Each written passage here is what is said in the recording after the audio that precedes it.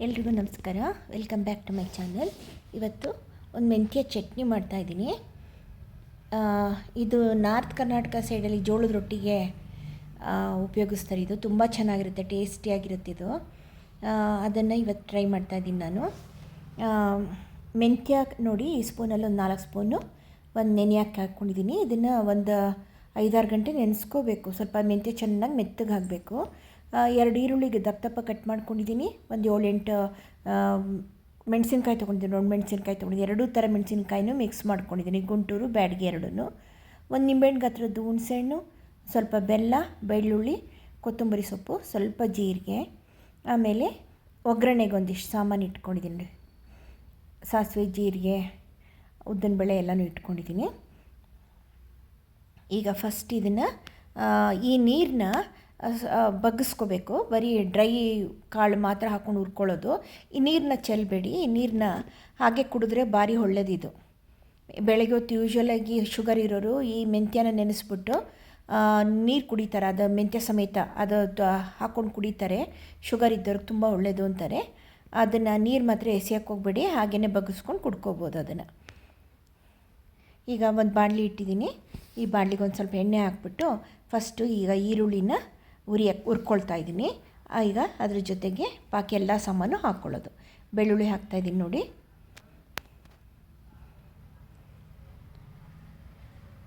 ಈಗ ಮೆಂತ್ಯನೂ ಹಾಕ್ಕೊಳ್ಳೋಣ. ನೋಡಿ, ನೀರು ಬಗ್ಸಿಟ್ಕೊಂಡಿದ್ದೀನಿ ನೋಡಿ. ಆ ನೀರು ಅಲ್ಲಿ ಲೋಟದಲ್ಲಿರೋದು ಎಷ್ಟು ಆ ಕಲರಲ್ಲಿದೆ. ಭಾರಿ ಔಷಧಿ ಗುಣ ಇರುವಂಥ ಮೆಂತ್ಯ ನೀರದು. ಶುಗರ್ ಇದ್ದವರೇ ಕುಡಿಬೇಕು ಅಂತೇನಿಲ್ಲ, ಇಲ್ದವರು ಕುಡಿಬೋದು ಅದನ್ನು. ತುಂಬ ಮೆಡಿಸಿನಲ್ ವ್ಯಾಲ್ಯೂಸ್ ಇರೋವಂಥ ವಾಟರ್ ಅದು.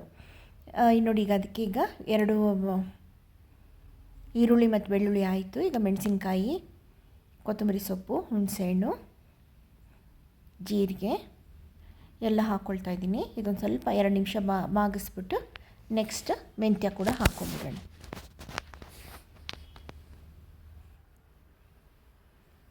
ನೀವೇನು ಇದನ್ನು ಬೆಲ್ಲನ, ಮೆಣಸಿನ್ಕಾಯಿ ಅವೆಲ್ಲನೂ ನೀವು ನಿಮ್ಮ ರುಚಿಗೆ ಅನುಗುಣವಾಗಿ ಹಾಕ್ಕೋಬೋದು. ಈಗ ಮೆಂತ್ಯ ಕೂಡ ಹಾಕ್ತೆ. ಈಗ ಚೆನ್ನಾಗಿ ಅಲ್ಲೇ ಒಂದು ಸ್ವಲ್ಪ ಮೆಂತ್ಯ ಮೆತ್ತಗಾಗೋ ಹಾಗೆ ಬೇಯಿಸ್ಕೊಳ್ಳೋಣ. ಸ್ವಲ್ಪ ಟೈಮ್ ತಗೊಳುತ್ತೆ, ಅದು ತುಂಬ ಏನಲ್ಲ, ಯಾಕಂದರೆ ನೆನೆಸಿರೋ ಮೆಂತ್ಯ ಆಗಿರೋದ್ರಿಂದ.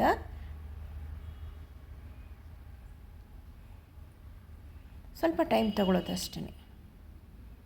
ನೋಡಿ, ಆಯ್ತಾ ಬಂತು. ಈಗ ಪ್ರೆಸ್ ಮಾಡಿದಾಗ ಅದು ಕಟ್ಟಾದರೆ ಮೆಂತ್ಯ ಬೆಂದಿದೆ ಅಂತ ಅರ್ಥ.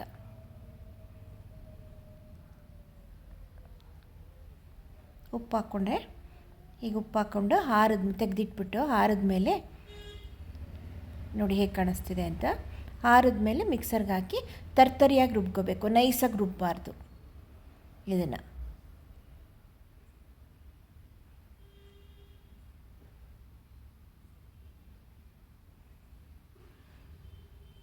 ಕಹಿ ಏನು ಬರಲ್ಲ ಈ ಚಟ್ನಿ. ಮೆಂತ್ಯ ಇದೆ ಅಂತ ಕಹಿ ಬರುತ್ತೆ ಅಂತ ಅಂದ್ಕೋಬೇಡಿ, ಏನೂ ಕಹಿ ಬರಲ್ಲ. ಆ ಕಹಿ ಕಾಣಬಾರ್ದು ಅಂತಲೇ ಹುಣಸೆಹಣ್ಣು, ಬೆಲ್ಲ ಮತ್ತು ಮೆಣಸಿನ್ಕಾಯಿ ಎಲ್ಲನೂ ಸ್ವಲ್ಪ ಜಾಸ್ತಿ ಪ್ರಮಾಣದಲ್ಲಿ ಹಾಕ್ಕೊಳ್ಳೋದು, ಆ ಮೆಂತ್ಯದು ಕಹಿ ಹೊಡಿಯಲಿಕ್ಕೆ. ಇದು ಆರಿದ ಮೇಲೆ ಮಿಕ್ಸರ್ಗೆ ಹಾಕ್ಕೊಳ್ಳೋಣ. ಈಗ ಮಿಕ್ಸರ್ಗೆ ಹಾಕ್ಕೊಂಡು ತರ್ತರಿ ರುಬ್ಕೋಬೇಕು ಇದನ್ನು. ಇದಕ್ಕೆ ರೊಟ್ಟಿಗೆ, ಚಪಾತಿಗೆ, ದೋಸೆಗೂ ಬರುತ್ತೆ. ಇದು ತುಂಬ ಚೆನ್ನಾಗಿರುತ್ತೆ. ಅನ್ನಕ್ಕೂ ತುಪ್ಪ ಹಾಕ್ಕೊಂಡು ಇದನ್ನು ಹಾಕ್ಕೊಂಡು ಚಟ್ನಿ ಹಾಕ್ಕೊಂಡು ಕಲಿಸ್ಕೊಂಡು ಊಟ ಮಾಡ್ತಿದ್ರೆ ತುಂಬ ಚೆನ್ನಾಗಿರುತ್ತೆ. ನೀವು ಟ್ರೈ ಮಾಡಿ. ಓಕೆನಾ? Thank you.